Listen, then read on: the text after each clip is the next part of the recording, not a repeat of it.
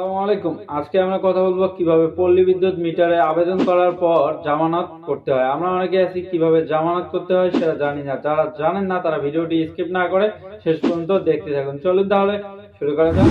এর আগে আমি একটা ভিডিও করেছিলাম পল্লী বিদ্যুতের মিটারের জন্য কিভাবে আবেদন করতে হয়। যারা যারা ভিডিওটি দেখেন নাই তারা ডেসক্রিপশন বক্সে থেকে লিংকে ক্লিক করে ভিডিওটা দেখে আসতে পারেন। জামানতের জন্য আবেদন করার জন্য আমরা প্রথমে চলে যাচ্ছি ডেস্কটপে। জামানত প্রদান করার জন্য যে কোনো একটা ব্রাউজারে চলে যাবেন, সেটা আপনার ফোনের হোক বা কম্পিউটারের হোক, কোনো সমস্যা নেই। এই লিঙ্কটা আমি ডেসক্রিপশন বক্সে দেখবো। এখানে দেখতে পাচ্ছেন জামানত ফি জমা, এখানে ক্লিক করে এর আগে যেটা আমরা আবেদন করেছিলাম সেটার ট্র্যাকিং আইডিটা আমরা এখানে কপি করে নিচ্ছি। আপনারা চাইলে লিখেও দিতে পারেন। তারপরে এখানে আমরা পিন নাম্বারটা এখান থেকে কপি করে নিলাম। কপি করে নিয়ে এখানে ফি পরিশোধ করে নেওয়ার করার পর দিয়ে দেওয়ার পর সাবমিটে ক্লিক করলাম।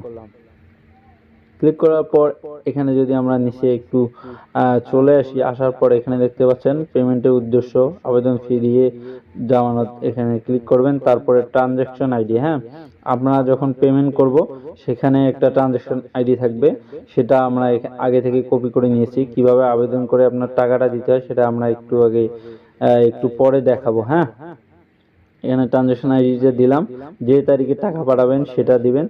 তারপরে আপনার যে টাকাটা তারা কেটে নিয়েছে জামানত বাবদ 530 টাকা নিচে আমাদের কাছে, আমরা সেটা দিলাম।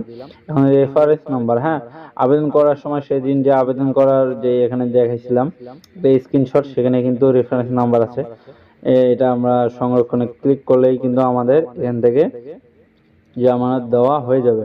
হ্যাঁ, এখন কিভাবে আমরা এই 530 টাকা কিভাবে আমরা দিব সেটা রকেট অ্যাপসে আমরা চলে যাব। এখানে পিন দিয়ে অবশ্যই আপনারা রকেট ছাড়া অন্য কোথাও দিয়ে কিন্তু এই জামানতটা আপনি দিতে পারবেন না। সেক্ষেত্রে আমরা রকেটে চলে আসলাম, পিন নাম্বারটা দিচ্ছি।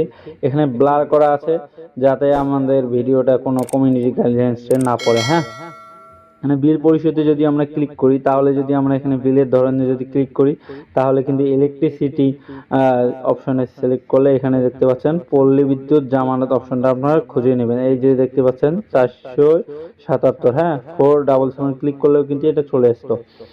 আসার পরে এখানে দেখতে পাচ্ছেন রেফারেন্স নাম্বার, হ্যাঁ, বা ট্র্যাকিং নাম্বার। আমরা ট্র্যাকিং নাম্বারটা ওখানে লেখা আছে ওই আবেদন কপিতে, সেখান থেকে দিয়েছি। আর রেফারেন্স নাম্বারটা আমরা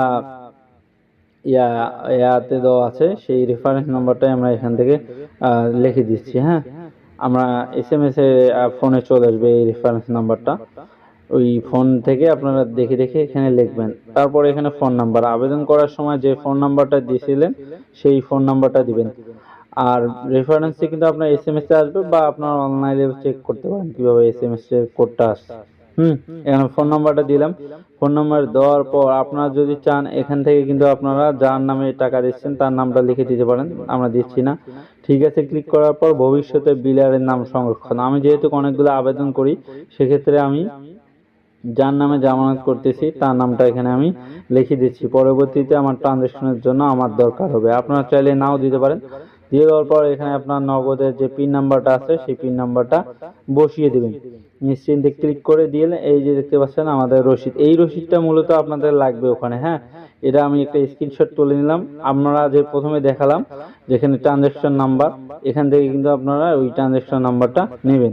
নেওয়ার পর ওখানে জামানতের জমা করার জায়গায় আপনাদের বসাতে হবে। জামানতের টাকা কিভাবে জমা করতে হয় সেটা আমি আপনাদেরকে দেখালাম। ভিডিওটি যদি ভালো লেগে থাকে তাহলে একটা লাইক করবেন, এবং যদি কোনো বুঝতে অসুবিধা হয়ে থাকে তাহলে কমেন্ট বক্সে আমাকে জানাতে ভুলবেন না।